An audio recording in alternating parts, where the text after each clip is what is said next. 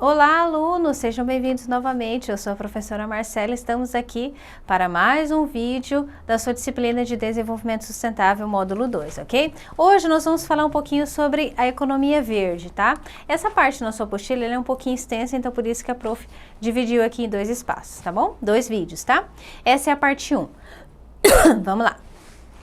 Economia verde é uma economia que encontra caminhos para reduzir suas cotas de quê? Tá? Então, toda vez que falarem de emissão, economia verde, você já vai saber o quê? Porque às vezes a gente fala economia verde, você parece que é um todo, né? Quando você fala em meio ambiente, parece que tudo é igual, né? Não, tá? Tudo é a mesma coisa, não é assim, tá? Economia verde, ela é específica do quê? Para reduzir o que? As cotas de emissão de poluentes na atmosfera. Então, ela é exclusiva do que? Com relação aos gases expelidos aí pela indústria, né, e pelo meio urbano, de modo geral, na atmosfera, tá? Bem, ela é o que então, prof? A gente pode dizer que a economia verde, ela é um novo sistema? Não. Ela é uma proposta, tá? Ela é um conjunto de alternativas para que se encontre um outro caminho, tá ok? Em favor do quê? Em favor de se poluir menos, tá? Bem, é uma economia de baixo carbono, a qual emprega tecnologia sustentável. Então, o que acontece, tá?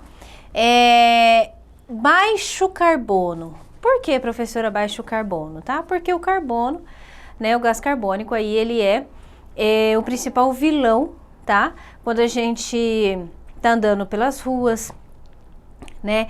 E você observa aquela fumaça preta, né? Saindo dos carros, saindo das fábricas, das indústrias, tá? Isso é o que? O carbono, tá? Então, no geral, ele domina, tá? A quantidade aí de gases expelidos na atmosfera, tá? Bem, ou seja, o sistema de produção segue etapas que atendem a processos justos, economicamente viáveis e ambientalmente adequados. Então, o que acontece? Tem muita tecnologia envolvida para que se compense, tá, essa questão da emissão, né? Ou ao menos diminui e controle um pouco, tá? Bem, continuando. O baixo carbono significa o quê? Quando a gente fala essa nomenclatura, lembra que eu comentei para vocês que a partir do momento que você está aí fazendo esse curso técnico em meio ambiente, você precisa inovar e começar a melhorar o seu vocabulário com relação aos termos da área, tá? Então, por exemplo, baixo carbono, isso é um termo, tá? Significa inovar processos produtivos e criar soluções tecnológicas que resultem em menor emissão de gás poluente na camada de ozônio. Então, quando falar para vocês, ou vocês lerem um documento, né? Baixo carbono, você já vai saber o que é, tá? É um processo novo, tá? Que utiliza a tecnologia no combate o quê? Da emissão de gás carbônico, ok? A busca por uma economia mais limpa vem despertando a consciência e o debate público desde 1970. Já houve aqui outros vídeos, né, que a gente falou no começo, a respeito de quando surgiu essa questão do termo sustentável e a partir daí quando que veio essa preocupação com relação ao meio ambiente, tá? E ao uso, tá, dos recursos naturais. Então aqui, por que a gente fala assim menos poluente, né, professora? Porque a nossa base energética hoje, atual, tá? A grande parte, ela depende do quê? Da queima de combustíveis fósseis, que é o quê? O petróleo, tá? E o gás natural. Então, o que acontece? Eles são, tá, explorados, tá? E eles são que recursos finitos, ou seja, um dia eles vão acabar, tá? E para compor isso não adianta, nós não estaremos aqui para ver isso, tá? Porque precisam de milhões e milhões de anos. Então, o que acontece? Há uma corrida, tá? E muito investimento tecnológico aí por parte da sociedade atual na busca de estudo e pesquisa para que a gente possa trocar e migrar para outros tipos de fonte energética. Tá ok? Bem,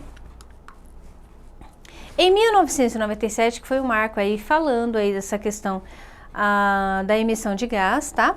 na atmosfera, nós temos aqui em 1997 a Conferência de Kyoto, tá? A respeito das mudanças climáticas. Foi específico, tá? A respeito das questões climáticas. Foi adotado um protocolo, né? Aqui a imagem diz bem isso, você vai lembrar bem, tá? Aqui ó, que tá vendo um monte de mãozinha assinando, tá? Foi adotado um protocolo, né? Nesse protocolo, a maioria dos países envolvidos assinaram, tá? Com o propósito do quê? De reduzir a emissão de gás na atmosfera, tá? E na apostila traz bem isso, que não deu certo, tá? O propósito do protocolo não se cumpriu, tá? Então, para isso foi necessário o quê? Depois disso foi necessário o quê? Uma mudança total no sistema industrial energético mundial. Então, a cadeia produtiva está tentando buscar uma alternativa diferente. Foi aí que também, em outras disciplinas, né, acho que vocês também virão ou já viram, a questão das alternativas para essa nova fonte, né, para essa fonte renovável de energia, né? Bem, eu acredito que nós falaremos isso aqui também. Bem, assim foi introduzido no protocolo o comércio de emissões, tá? Então, assim, foi incluído, ele não deixou de existir, tá? O protocolo, ele ainda é vigente, mas, porém, ele foi acrescentado o quê? O protocolo de comércio de emissões. O que que é isso, professora? Os países pobres, ou aí você pode considerar aí também os em desenvolvimento e emergentes, que nós também fazemos parte disso, que desenvolve projetos do quê? De unidade de redução de emissões, ou a URES, né? Aqui, UREs, né? Que a gente pode falar. UREs, tá? Unidade de redução de emissão de carbono. Então, o que que acontece? O que que é esse comércio de emissões de gás, né, professora? O país que tem uma grande, vasta área ainda de reserva verde, né? Que tem áreas ainda, né, em extensão significativa, para se instaurar projetos, tá, que controlem a emissão de gás carbônico na atmosfera. O que que acontece? Olha aqui, ó. Ele pode o quê? Fica com saldo. Tá? Então, isso virou o quê? Uma moeda, uma espécie de moeda, tá? Então, ele foi inserido... peraí, professora, vamos fazer um resuminho aqui, vamos lá. Então, foi introduzido no protocolo de Kyoto o quê? O protocolo de comércio de emissões. Comércio de emissões, você já vê, comércio é o quê? Comercialização, negociação, tá? Os países pobres têm as unidades de redução, os projetos, né, as iniciativas e tal, custeadas, né, também por incentivo tanto federal como internacional também, para reduzir o quê? As cotas de emissão de carbono. Podem repassar o saldo aos países ricos para compensar as emissões excedentes e não alterar o seu setor energético. Então, o que que acontece? Se eu estou produzindo aqui, o Brasil está produzindo, tem essas unidades, e ele excedeu lá o compromisso dele, ele pode o quê? Comercializar, tá? Então, quer dizer, aquele país que ele não está muito bem desse protocolo, ele não seguiu a risca, né? Um país muito desenvolvido, cheio de indústrias e tal, e aí ele não conseguiu cumprir, tá? Essa cota dele, estipulado pela anual, ou enfim, estipulada lá no período, e aí ele vem até um país pobre e compra esse saldo, tá?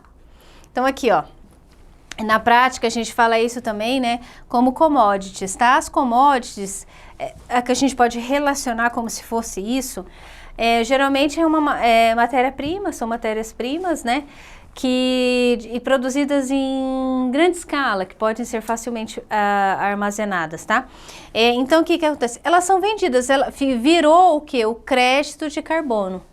Então, agora, se você ouvir dizer projetos, unidades aqui, ó, as unidades de redução de emissão de carbono, país desenvolvido, país em desenvolvimento, crédito de carbono, você já vai saber o que que é. Ou seja, o que que é?